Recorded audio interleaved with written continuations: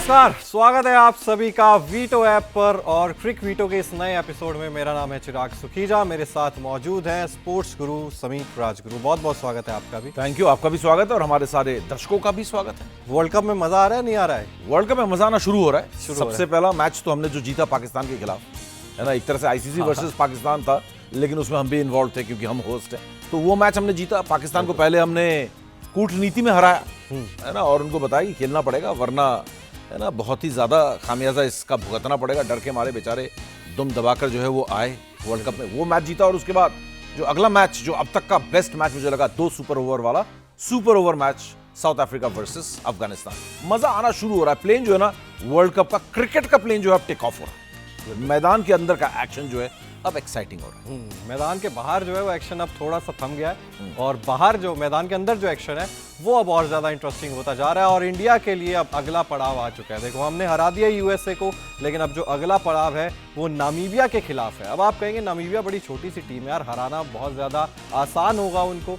अब आसान कोई नहीं, कुछ नहीं होता है T20 के गेम में, हम अक्सर बात करते हैं, क्योंकि वर्ल्ड कप भी है और T20 फॉर्मेट भी है, तो आसान नहीं होगा। उसके ऊपर से ये एक और स्पेशल मैच इसलिए बन जाता है क्योंकि पाकिस्तान के खिलाफ हाई वोल्टेज मैच से पहले ये एक आखिरी मौका है टीम इंडिया के पास सारी चीजें सही कर देने का। और ज्यादा लड़ाई मेरे हिसाब से नामीबिया से नहीं है, लड़ाई इस बार बीमारी से भी है, इंजरीज से भी है। इंजरीज नहीं कहूंगा, थोड़ा सा जो बीमारी लगी है वो थोड़ी सी अब इंडिया में फैल रही है। पहले जसप्रीत बुमराह वायरल फीवर से ग्रस्त हो गए, उसके बाद खबर आई कि अभिषेक शर्मा को हॉस्पिटल में एडमिट कराना पड़ा यहाँ पर। तो टीम कहीं ना कहीं सेटल्ड होती है, लेकिन 1-2 खिलाड़ी ऐसे होते हैं जो कुछ ना कुछ मिस कर जाते हैं अपॉर्चुनिटी, या फिर मैचेस मिस हो रहे हैं। तो इस तरीके से पाकिस्तान वाले मैच से जस्ट पहले एक ऐसा खिलाड़ी जो कि आपका सबसे बड़ा स्टार है अभिषेक शर्मा, उसका अस्पताल पहुंच जाना सबसे बड़ा कंसर्न यही नजर आ रहा है फिलहाल। देखो भाई, मौसम बदल रहा है तो वायरल फीवर हो रहे हैं, है ना, देश में, कि जो है इस समय सर्दियों से गर्मियों की तरफ जा रहे हो।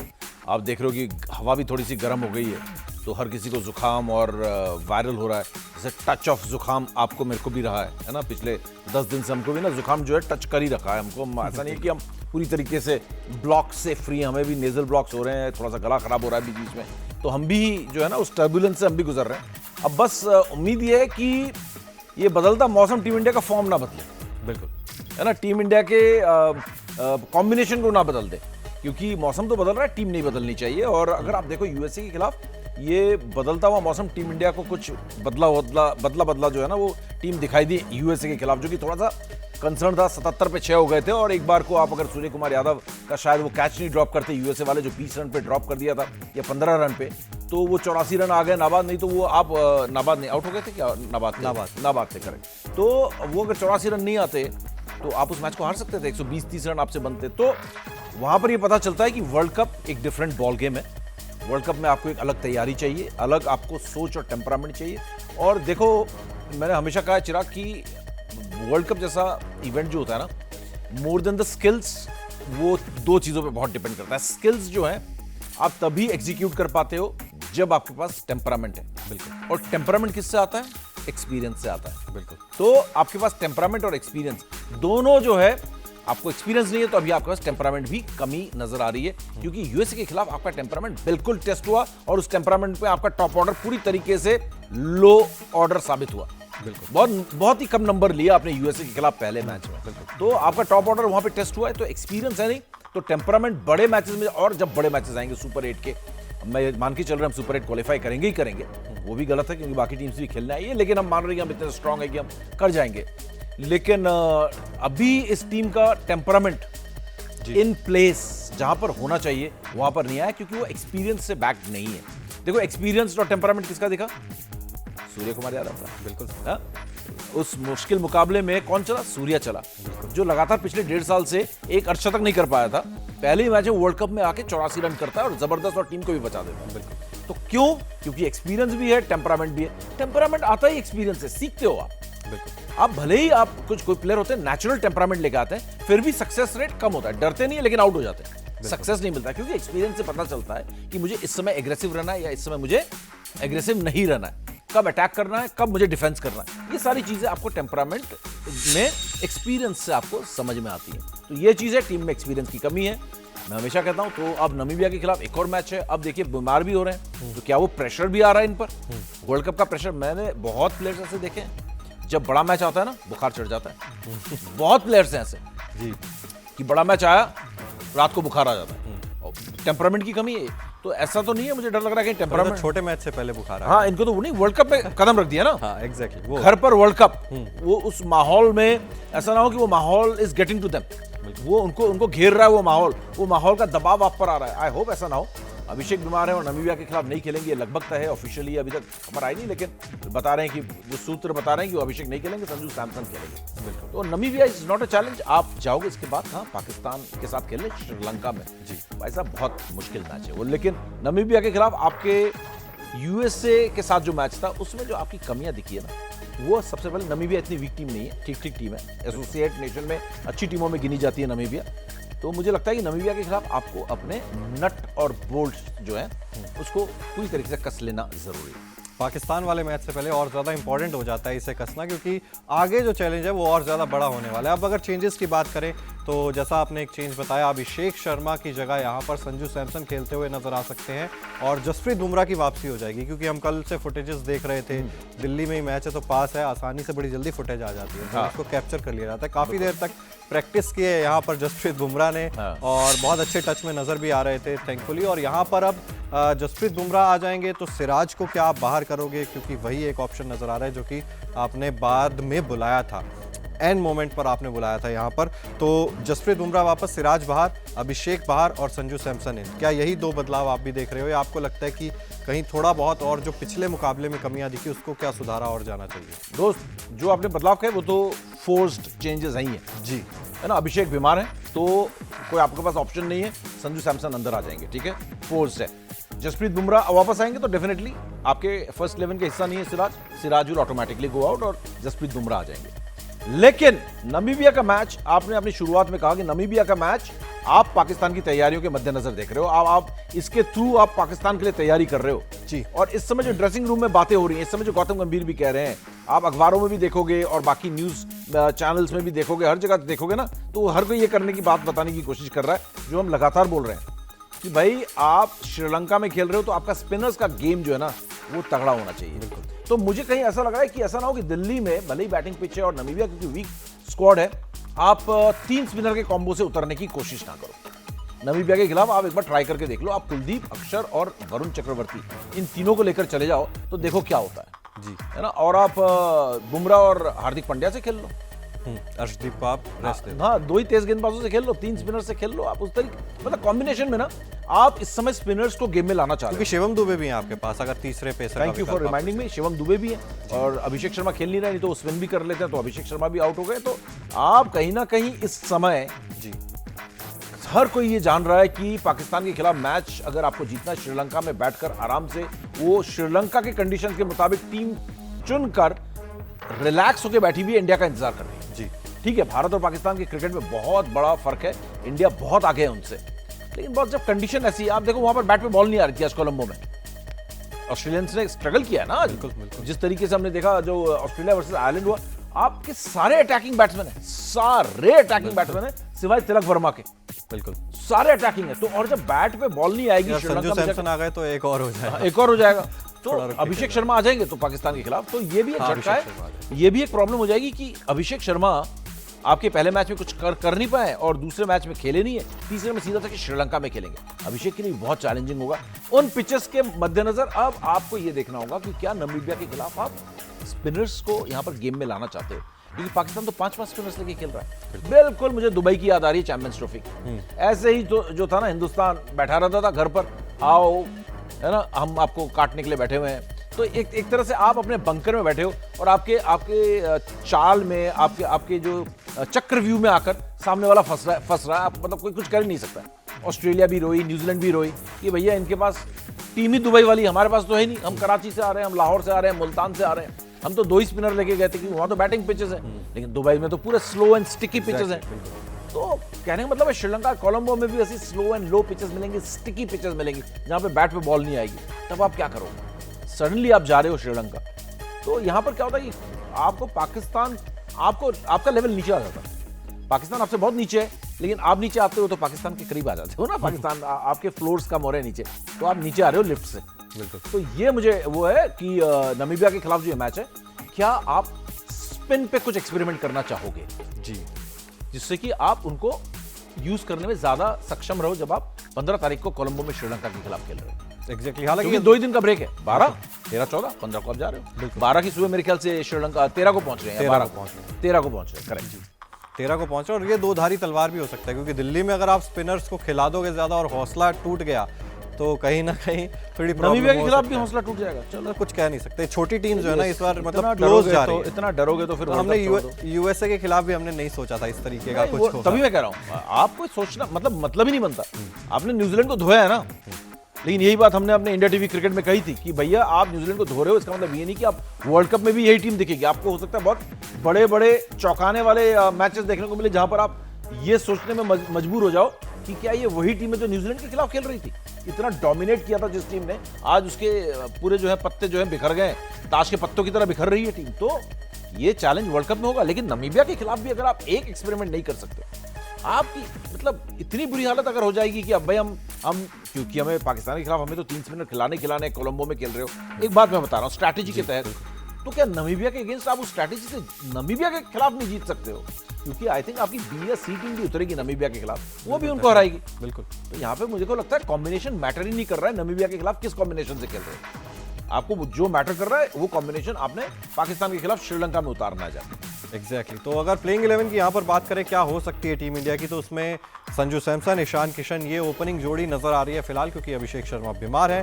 तिलक वर्मा नंबर 3 या सूर्य कुमार यादव नंबर 3, तिलक वर्मा 4 वो हो सकता है। इसके अलावा रिंकू सिंह, हार्दिक पांड्या, अक्षर पटेल, शिवम दुबे, अर्शदीप सिंह स्लैश कुलदीप यादव, जसप्रीत बुमराह और वरुण चक्रवर्ती, ये कॉम्बिनेशन टीम इंडिया का हो सकता है। लेकिन नामीबिया की बात करें तो एक ही मुकाबला हुआ है, 2021 वर्ल्ड कप में वो हुआ था नामीबिया के खिलाफ। टीम इंडिया ने आसानी से 9 विकेट से उस मुकाबले को जीत लिया था।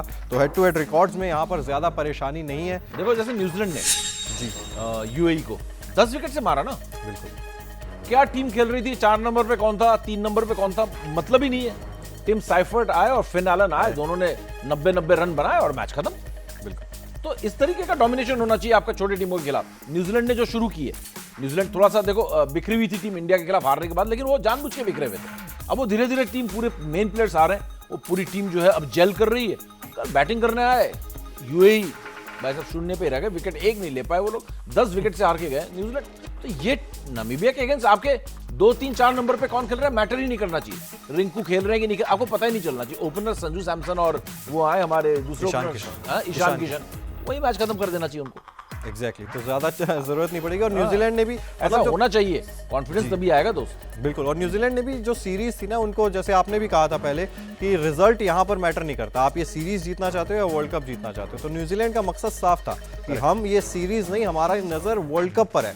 उन्होंने डेविन कॉनवे को लंबे समय तक जज किया, नहीं सूट बैठ रहे थे, उन्होंने बाहर कर दिया, वो फिन एलन और टिम साइफर्ट के साथ ही गए। इसी तरीके से गेंदबाजी में भी वो बार बार चेंजेस कर रहे थे कि वो देखना चाहते थे कि आप किस गेंदबाज को कहाँ पर फिट करना चाहते हो। तो उस तरीके से उन्होंने पूरी टीम सेटल की है। हालांकि सेटल इंडिया ने भी की थी, लेकिन वर्ल्ड कप आते जो आपने कहा प्रेशर आ जाता है, तो वो एक चीज़ ज़रूर नजर आई है। लेकिन दिल्ली के मैदान की बात करें तो छोटा सा ही ग्राउंड है, बड़े बड़े छक्के लगते हैं, वन ऑफ द स्मॉलेस्ट और इंडिया का, हाँ वन ऑफ द स्मॉलेस्ट है। लेकिन इस वर्ल्ड कप में मैंने एक चीज़ देखी है, वर्ल्ड कप शुरू होने से पहले ही बहुत ज़्यादा मैंने तो हवा, देखा नहीं वर्ल्ड कप में, देख लिया आपने वर्ल्ड कप मैचेस, मुझे पता ही नहीं चल रहा है कौन कौन क्या क्या चल रहा है। नहीं मतलब जो हवा बनी हुई थी सबसे पहले कि 300 पार, हर जगह यही बात की जा रही थी। क्या ये एक एडिशनल प्रेशर है जो टीमों के ऊपर पहले ही डाल दिया गया है? और मैंने कई जगह देखा है कि सोशल मीडिया पे भी लोग इस चीज़ को क्रिटिसाइज कर रहे हैं कि भैया क्यों आप बोल रहे हो 300 पार, आपको क्या ज़रूरत है? आप पिच के अकॉर्डिंग, आप सिचुएशन के अकॉर्डिंग खेलने की बात करो। चाहे वो ब्रॉडकास्टर्स हो, चाहे वो सोशल मीडिया हो,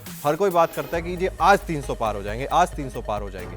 तो क्या वो पूरा जो सिनेरियो है या पूरी सिचुएशन शुरुआत से उस तरीके की बना दी गई जो इवेंचुअली पहले मैच में हमें इस चीज़ का भी कहीं ना कहीं नुकसान हुआ कि आप शुरुआत में जज करने में शायद पीछे हो जाते हो कि ये किस रन वाली विकेट है, इस पर कितने रन्स बनाने होंगे आपको, आप जज नहीं कर पा रहे हो। आप शुरुआत करते हो 300 पार से और आप फिर 77 पे 6 हो जाते हो। तो क्या ये भी एक प्रॉब्लम है? नहीं, ये मुझे लग रहा है कि देखो, और कोई भी टीम नहीं कर पाई है बाय द वे। 200 का आंकड़ा तो बड़ी मुश्किल से पार हो रहा है इस वर्ल्ड कप। मैं बताऊं क्या हो रहा है। 300 पार ये जो ब्रॉडकास्टर्स खेल रहे हैं ना, या फिर जो भी इसको बोल रहा है कि इस बार 300 पार, इस बार 300 पार, ये बेसिकली गेम को बेचने का एक गिमिक है। क्योंकि गिमिक ये ऐसे शुरू हो रहा है, मुझे नहीं लग रहा कि प्लेयर्स पे कोई प्रेशर है। आपने कहा ना कि आप मैदान में उतरे, आपने पिच को जज भी नहीं किया और 77 पे 6 हो गए। श्रीलंका में भी यही करेंगे जी। अभिषेक शर्मा की आप बात करो, ईशान किशन की बात करो, है ना, दूसरी तरफ आप ट्रेविस हेड की बात करो। आज इतनी स्लो पिच थी, ट्रेविस हेड रन आउट हो गए, लेकिन चला के ही खेल रहे हैं। तो 300 पार का ये जो शगुफा आया है ना, ये इसलिए आया क्योंकि स्टाइल ऑफ प्ले इतना अटैकिंग हो गया, इतना अटैकिंग हो गया कि बड़ी बात नहीं है कि किसी भी दिन 300 पार हो जाएगा और लगातार मालूम चला हर दूसरे मैच में 300 बनने लगे हैं। ये तो बेसिकली बैरियर तोड़ने वाली बात है। तो मेरा ये कहने का मतलब है कि अब पिच जैसी भी हो रही है, आप देखोगे चिराग, और जो यंग जनरेशन जो है, आईपीएल जनरेशन जो है, आईपीएल तो भाई पायनियर है ना फ्रेंचाइज क्रिकेट का, पूरी दुनिया में कहीं नहीं था और हमने शुरू किया था वो 2008 में। तो उसने जो बीज बोया अब वो पेड़ बन गया कि मारो चौके छक्के मारो, पहली गेंद से मारो, पिच गई तेल लेने। तो ये मुझे जो दिख रहा है कि अब वो पिच को जज करने की जहमत मेहनत नहीं करते हैं। वो बोलते हैं यार पिच अपनी जगह है, सरफेस मैटर नहीं करता, मेरे को मैटर करता है मैंने छक्का लगाया कि नहीं लगाया, मेरा हिट जो है वो बाउंड्री से बाय एयर जो है वो स्टैंड तक पहुंचा कि नहीं पहुंचा, छक्का हुआ कि। तो ये चिराग देखना, ये 60 पे भी आउट होगी टीम इंडिया हो, चाहे ऑस्ट्रेलियन टीम हो, चाहे साउथ अफ्रीकन टीम हो, सब एक स्टाइल से खेलते हैं चलाकर। ये नया टेम्पलेट है यार, एक कमाल का टेम्पलेट है। 200 के स्ट्राइक रेट से नीचे खेलना पसंद नहीं। तो ये पिच पहचानने की जो वो थी ना, कला जो थी या जो स्ट्रैटेजी थी, वो सब खिड़की से बाहर निकाल के फेंक दिया गया। इसी तरीके की क्रिकेट होगी। वो एक टीम जो पिछले मैच में 325 रन बना के आई है, अभी 300 पार है ना, 325 बना के आई है, अगले मैच में मालूम चला उसी स्टाइल में खेल रही है 65 वाला, क्योंकि पिच ऐसी है जैसे कोलंबो में बैट में गेंद आ ही नहीं रही, बन ही नहीं सकते, 160 वहां का पार स्कोर है। आप खेल रहे हो 300 के लिए तो आप 75 ऑल आउट हो जाओगे, क्योंकि बॉलें तो ऊपर टंगेंगी। तो ये चीज होने वाली है, कोई पिच विच नहीं, ये ऐसे ही चलेगा। 77 पे 6 थे, बच गए, सूर्य कुमार यादव खेल गए, वैसे ही ऑस्ट्रेलिया बचेगा वैसे। तो ये है modern day T20 cricket, T20 template कि पिच डजंट मैटर, हमारा स्टाइल ऑफ प्ले की रहेगा। स्टाइल ऑफ ये मुझे एहसास हो रहा है। मैं जब लगातार देख रहा हूँ पिच को, मतलब पढ़ने की कोशिश भी नहीं की जा रही है। पिच कैसी भी हो चला के खेल रहे हैं। विराट कोहली और रोहित जो थे लास्ट जनरेशन, मतलब मुझे ऐसा लगता है कि अभिषेक शर्मा, थोड़े समय के लिए आप कह सकते हैं ईशान किशन, तो आपके ओपनर्स जो हैं वो उस टेम्पलेट पर शुरुआत कर सकते हैं। हमने देखा क्यों आप सक्सेसफुल हुए यूएसए के खिलाफ थोड़ा बहुत, क्योंकि सूर्य कुमार यादव ने पहली बॉल से अटैक करना शुरू नहीं किया। सूर्य कुमार यादव ने थोड़ा वेट किया। उस तरीके से अगर कोई और बल्लेबाज भी वेट करता तो शायद आपका स्कोर और ज्यादा बड़ा हो सकता। तो आप ये मान लो सूर्य कुमार, मैंने कहा कि रोहित और विराट लास्ट थे इस तरीके के खिलाड़ी, तो सूर्य कुमार यादव लास्ट है आपके। उसमें तिलक वर्मा को भी इंक्लूड किया। तिलक वर्मा भी मारने लगते हैं। तिलक वर्मा में वो स्टेबिलिटी नहीं है, वो एक्सपीरियंस से हो सकता है, वो एक्सपीरियंस से आएगा। तिलक वर्मा में वो स्टेबिलिटी नहीं है कि विराट जैसे वो खेलते हैं, वो स्टेबल प्लेयर है और धीरे धीरे अपने इनिंग्स को, है ना, वो स्पीड अप करता है। लेकिन तिलक भी वही है बेसिकली। तो ये मान लो कि आपने जो बात की उसमें देखो, अब सूर्य कुमार यादव, मैंने रोहित विराट कहा था, लेकिन मुझे लगता है कि सूर्य आखिरी प्लेयर है, क्योंकि आप उस दिन देख रहे थे कि विकेट जा रहे थे लेकिन रुक थोड़ी रहा था कोई, सबने शॉट मारे, भले सॉफ्ट डिस्मिसल, ये क्यों शॉट मार रहा है, वो क्यों शॉट मार रहा है, हम यही बात कर रहे हैं भाई रुक जा। ये हम बहुत ज्यादा एक्सपेक्ट कर रहे हैं कि ये रुकेंगे। अब ये रुकने वाले नहीं, अब ये आएंगे चला के खेलेंगे। हम एक्सपेक्ट कर रहे हैं कि ये सिचुएशन देखे कि भाई 0 पे 2 हो गए, अब रुक लो ना, 0 पे 2 हो गए तो क्या हो गया, मैं अपने स्टाइल से खेलूंगा, 0 पे 3 हो जाएगा। बट अगर सूर्य कुमार यादव भी उस दिन यही सोचते तो 77 पे आप 7 आप हार जाते, आप 90 पे ऑल आउट हो जाते, तो आप हार जाते। लेकिन समझदारी वहां पे आपने दिखाई, समझदारी नहीं है। मैं ये कह रहा हूँ समझदारी खत्म। अगर सूर्य कुमार यादव ने समझदारी दिखाई तो हार्दिक पांड्या ने क्यों नहीं दिखाई, रिंकू सिंह, अक्षर पटेल, तिलक वर्मा, इन्होंने क्यों नहीं दिखाई? वो दिखा ही नहीं सकते। अब वो समझदारी घर पे छोड़ के आते हैं। अब वो टेम्पलेट ही नया ये है कि घर पे समझदारी जो है हैंगर में टांग के आओ, समझदारी को मैदान में मत लेके आओ, और कोई नहीं लेके आता है। बिल्कुल क्रिकेट में T20 में कोई समझदारी को मैदान में लेके नहीं आ रहा। जो समझदारी को मैदान में लेके आ रहा है ना, उसको गालियां पड़ रही हैं कि यार ये तो मैच बर्बाद कर रहा है, ये तो मैच हरा रहा है, ये तो भैया इसने तो आज 38 गेंदों में इसने सिर्फ, है ना, 50 रन बनाए, 38 गेंद लगा दिए, 12 गेंदों में, 13 गेंदों में, 20 गेंदों में बनाते हैं 50, तो उसको गालियां पड़ रही है भाई 38-40 गेंदें ली 50 रन बनाने के लिए। पाकिस्तान के पूर्व कप्तान पे तो नहीं, बाबर आजम ले लो, हाँ, विराट कोहली पे भी ये लगे, उंगलियां उठी, विराट कोहली पे भी उठी। तो ये गेम जो खेलता है ना जी, ये अब आप खत्म हो गए। अब आप बहुत ज्यादा एक्सपेक्ट कर रहे हो कि ये समझ जाए, पिच को देख लें, ना बहुत सारी चीजें बोल रहे हो यार, ये इतना थोड़ी सिलेबस में उनके, यार उनके सिलेबस में है कि आओ और मारो। अच्छा, ये चीज सही दिशा में है या नहीं है, इस पे तो थोड़ी सा प्रकाश डालिए। दिशा सही और गलत नहीं होती, दिशा दिशा होती है क्योंकि दिशा ऐसी है कि ये नया क्रिकेट है, दिशा बदलती रहती है। आप इसको गलत और सही नहीं कह सकते। आप गावस्कर कहेंगे कि टी20 खराब क्रिकेट है, कि टेस्ट क्रिकेट में तो ये चाहिए था। आज गावस्कर कहते हैं कि टी20 ऐसा क्रिकेट है जो मैं कभी खेल ही नहीं सकता था, मुझे अब मन करता है खेलने का। तो ये दिशा गलत और सही नहीं है, नया टेम्पलेट है। किसी दिन कोई टीम फिर चेंज कर देगी, शानी क्रिकेट खेलेगी, मुंबई स्टाइल की क्रिकेट खेलेगी, रनर बॉल खेल के मैच जीतने लगेंगे, तो फट से टेम्पलेट फिर चेंज हो जाएगा। इस समय क्या हो गया है, cricket is for the galleries, cricket is for the TV, cricket is for the sponsors, है ना, मार्केट के लिए क्रिकेट खेली जा रही है। ये नया वर्ल्ड ऑर्डर है भाई, है ना। अब ब्रांड्स के लिए खेल रहे हो, अब आप गैलरी के लिए खेल रहे हो। जो बंदा आया उसको छक्के चौके देखने को मिले, वो छक्के चौके देखने के लिए आया। So you have become the circus का, है ना, आइटम, है ना, जोकर या आइटम। आपने गुलाटियां मार के दिखानी है उसको, तो गुलाटियां मारना गलत तो नहीं है। आपको जब देखनी है वो गुलाटियां मारने आया है, आपका काम ही सर्कस क्यों देखने जाते हो आप? तो cricket has also become a circus. यहाँ पे वो टेम्परामेंट और वो स्किल और वो कैरेक्टर, ये सब जो सारी चीजें थी ना, ये सब खत्म हो गई हैं कम से कम टी20 क्रिकेट में। यहाँ पे सिर्फ आपने वॉच द बॉल, आपने दिखाना है मसल पावर क्या है, आप कितने तगड़े एक्सप्लोसिव हो। आप रसल, किरण पोलार्ड, ये क्रिकेट का जो डेफिनेशन था टी20 क्रिकेट का ना, चेंज करके जा चुके हैं। बिल्कुल। तो ये है बिग हिटिंग क्रिकेट। यहाँ पे वो सब समझदारी जो आप कैरेक्टर और ये और गेम को समझना, गेम अवेयरनेस होना। गेम अवेयरनेस ये है कि मारते जाओ, गेम को मत देखो कहाँ है गेम, ये गेम अवेयरनेस है। हाँ, तो ये आपको हरवा भी सकता है, लेकिन जब जिताता है तो बहुत खूबसूरत भी लगता है। और इसी ऐसा तरीके से जिताता सारी टीमें खेल रही हैं, जीतो हारो इसी तरीके से होगा। क्रिकेट इसी अंदाज में खेलेंगे। बिल्कुल। और इसके अलावा अगर हम बात करें बैटिंग ऑर्डर को लेकर भी थोड़ी सी चर्चा यहाँ पर होनी चाहिए, क्योंकि बहुत ज़्यादा डिस्कशन हुआ है पिछले मुकाबले के बाद भी, कि हम अक्सर सुनते आए थे कि रोल क्लैरिफिकेशन होना चाहिए एक खिलाड़ी के मन में। अब जो मतलब हम कहते हैं ना कि बेसिक्स होते हैं क्रिकेट के, चाहे वो टेस्ट क्रिकेट से उठाकर देख लो या वनडे या टी20, बेसिक्स आपके नहीं बदलते हैं। हम हमेशा कहते हैं कि यार रोल क्लैरिफिकेशन होना चाहिए एक खिलाड़ी को। तिलक वर्मा को पता होना चाहिए कि मुझे क्या करना है। रिंकू सिंह को आप किस तरीके से तैयार करते हो, उसे पता होना चाहिए कि मैं किस चीज़ के लिए तैयार हूँ। क्या रोल क्लैरिफिकेशन इस प्लेइंग 11 में, इस टीम में अभी तक नहीं दी गई है ओपनर्स के अलावा? क्योंकि हमने पिछले कुछ सीरीज में भी सुना था, उन्होंने कहा था कि सिर्फ हमें ओपनिंग पता है, हमारी फिक्स है, बाकी बैटिंग ऑर्डर बदलता रहेगा, जो कि बदला भी था पिछले मुकाबले में। रिंकू सिंह ऊपर आ जाते हैं, अक्षर पटेल को आप भूल जाते हो, जो कि एंकर रोल प्ले बहुत अच्छे तरीके से कर सकते थे, लेकिन आपने अक्षर पटेल को नहीं भेजा, आपने रिंकू सिंह को भेज दिया, जो कि एक फिनिशर का रोल बहुत अच्छा निभा सकते हैं। तो रोल क्लैरिफिकेशन होना कितना ज्यादा जरूरी है, और क्या टीम फिर मैं कहूंगा कि सही दिशा में है उस चीज को लेकर? क्योंकि दिशा सही या गलत नहीं होती, दिशा दिशा होती है। टी20 क्रिकेट क्रिकेट में दिशा, बट बेसिक है ना ये तो रोल क्लैरिफिकेशन, ये बेसिक चेंज नहीं होते टी20 टेस्ट और वनडे के। बेसिक की जो आपने बात की ना रोल क्लैरिफिकेशन की, ये न्यूजीलैंड सीरीज में तो बिल्कुल क्लियर था। न्यूजीलैंड सीरीज के दौरान कोई आपने टीम में ऐसे एक्सपेरिमेंट्स नहीं किए, बैटिंग ऑर्डर को कुछ अनसेटल नहीं किया, कुछ ऐसे सरप्राइजेस करने की कोशिश नहीं की। फर्स्ट मैच में थोड़ा सा सरप्राइजिंग था कि आप रिंकू को ऊपर भेज रहे हो, आप करना क्या चाह रहे हो मुझे समझ में नहीं आया। फर्स्ट मैच में कंफ्यूजन दिखा है। आप जरूरी है कि इस मैच में नामीबिया के खिलाफ, बिल्कुल सही बात है कि आप जिस नंबर पर जैसे जो खेलता है ना उसको भी, जो टेम्पलेट नहीं चेंज होगा, लेकिन नंबर्स की क्लैरिटी होनी चाहिए। रिंकू एक फिनिशर है तो उसे पता होना चाहिए मुझे मैच फिनिश करना है।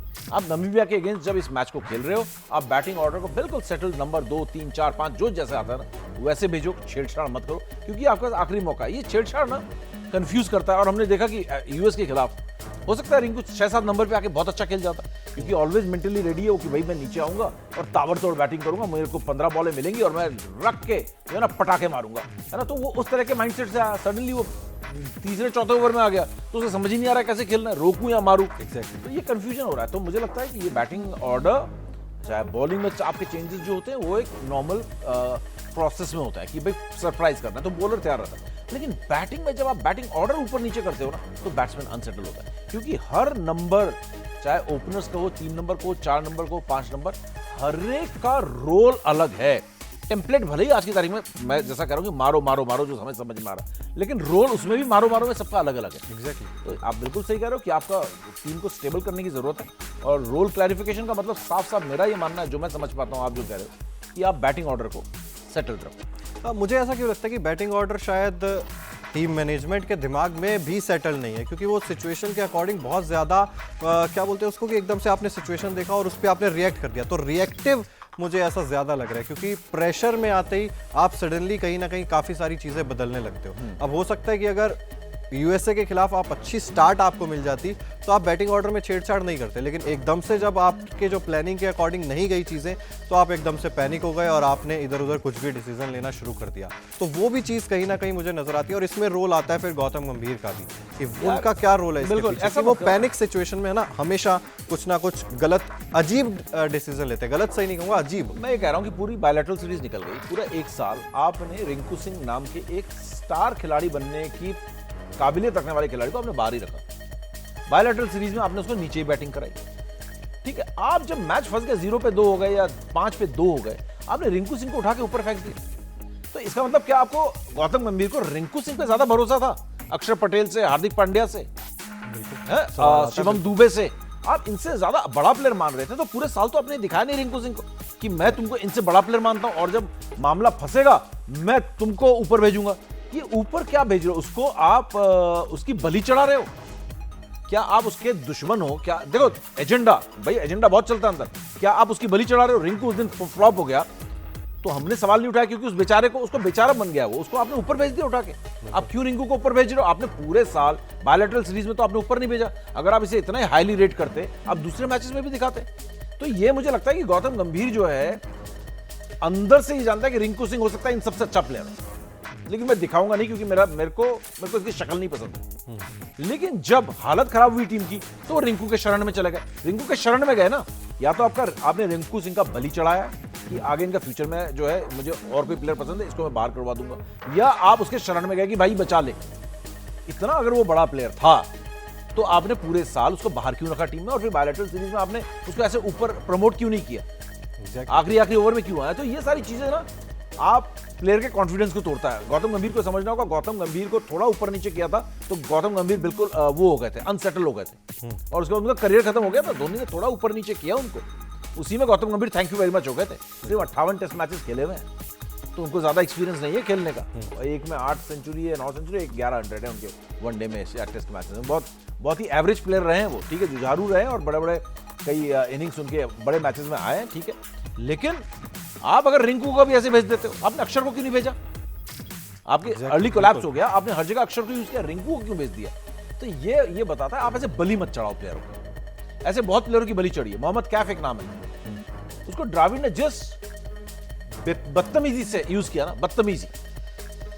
मतलब ओपनिंग नहीं चल रही, ऊपर चले जा, यहाँ पे हालत खराब हो रही है, वो चले जा। मैं एक वर्ड यूज करना चाह रहा हूँ, कर नहीं सकता है ना, मतलब वो वाली, जहां आपकी हालत खराब होती है आप अपने बचाने के लिए आप कैफ को आगे करते रहे, राहुल द्रविड़ उसका करियर खत्म करते हैं। तो इस तरीके से बहुत प्लेयर हैं जहां पर आप बलि चढ़ाते रहते हो। तो ये रिंकू का उस दिन जब रिंकू आया, मतलब चढ़ गई इसकी बलि। आज इतने प्रेशर सिचुएशन सडनली इसका ये हुआ है, नई गेंद है, इसको तो बाद में खेलने की आदत है। यहाँ पर ऊपर खेलने के लिए आपके पास हार्दिक पांड्या था 3-4 नंबर पे, हार्दिक पांड्या को भेज देते आप। हार्दिक तो जब गुजरात टाइटंस के लिए खेलता था तब तो 3 नंबर पे आ जाता था, ओपनिंग बॉलिंग भी करता था, और जब मुंबई इंडियंस के लिए खेलता है तब भी वो इस तरीके की चीजें करता है। अब इंडिया टीम में आता है तो वो क्यों 7-8 नंबर पे आता है भाई? एक ही ओवर क्यों खेल रहा है वो? ज्यादा 2 ओवर खेलता है हार्दिक पांड्या, क्यों भाई? आप ऊपर भेजो। इतना कपिल देव से उसकी तुलना होती है ऑलराउंडर के हैसियत से, तो उसको ऊपर भेजो। तो ये गलत है कि आप रिंकू सिंह जो सबसे जो लास्ट नाम होता कि ऊपर प्रमोट करें, वो रिंकू सिंह, बिल्कुल आपने उठा के रिंकू सिंह को भेज दिया। तो ये नहीं करना, बिल्कुल। तो कुछ समस्याएं यहाँ पर जरूर हैं जो टीम इंडिया भी कंफ्यूज है। आपने जैसा कहा ना, उनके दिमाग में या तो मैं कह रहा हूँ एजेंडा है, या उनको समझ में नहीं आता, या उनकी उस समय जब प्रेशर आता है तो उनकी बुद्धि भी जो है ना वो चलनी बंद हो जाती है। एग्जैक्टली कुछ ना कुछ समस्याएं हैं जिनको सुलझाने की जरूरत पड़ेगी और दिल्ली में ही सुलझाने की जरूरत पड़ेगी। एक बार नजर डाल लेते हैं पिच कैसी रहने वाली है। तो पिच जो है बल्लेबाजों के लिए बहुत अच्छी रहती है। दिल्ली की छोटा सा ग्राउंड है, यहाँ पर बड़े बड़े शॉट्स आपको देखने को मिलते हैं। पेसर्स को थोड़ी सी ज्यादा मदद यहाँ पर जरूर मिलती है स्पिनर्स के अगर आप कंपेरिजन में देखेंगे। और टॉस एक बार फिर से आप जानते हैं कि जो भी टॉस जीतेगा वो पहले गेंदबाजी ही करना चाहेगा, क्योंकि ड्यू जो है वो एक बहुत इंपॉर्टेंट फैक्टर रहता है। अगर स्टेडियम के आंकड़ों पर नजर डालोगे तो टोटल 9 यहाँ पर T20I मुकाबले हुए हैं। बैटिंग पहले करने वाली टीम ने 4 मुकाबले जीते हैं, 5 मुकाबले जीते हैं पहले गेंदबाजी करने वाली टीम ने। और T20 क्रिकेट में जो पहली पारी का औसत स्कोर है वो 145 रनों का है, 134 रन है बाद में बल्लेबाजी करने वाली टीम का एवरेज टोटल यहाँ पर। तो नामीबिया के खिलाफ तैयारी का ये एक बहुत अच्छा मौका है। पाकिस्तान के खिलाफ आपको तैयारी करनी है तो नामीबिया बेस्ट यहाँ पर ऑप्शन रहने वाला है। तो यहाँ पर जाते जाते कुछ फाइनल संदेश टीम इंडिया के लिए, T20 वर्ल्ड कप के लिए और हमारे वीटो के दर्शकों हम के लिए? संदेश में सुनील गावस्कर नहीं और आप भी कपिल देव नहीं, हम दोनों तो जर्नलिस्ट हैं। हमारा कोई संदेश नहीं है, हमारा तो हम तो स्ट्रैटेजी डिस्कस कर रहे हैं। स्ट्रैटेजी हमारी यही है, जैसा कि हमने कहा स्पिनर्स को आप तगड़े कर लो, जीतना तो आपको है ही है ना। नामीबिया के खिलाफ कोई ऐसा अपसेट तो होने वाला नहीं है, हो गया तो भाई मदर ऑफ ऑल अपसेट हो जाएगा वो। बिल्कुल, तो आप अपनी स्ट्रैटेजीज तय कर लो कि आप पाकिस्तान के खिलाफ 15 तारीख को श्रीलंका में क्या खेलने वाले हैं। That's it.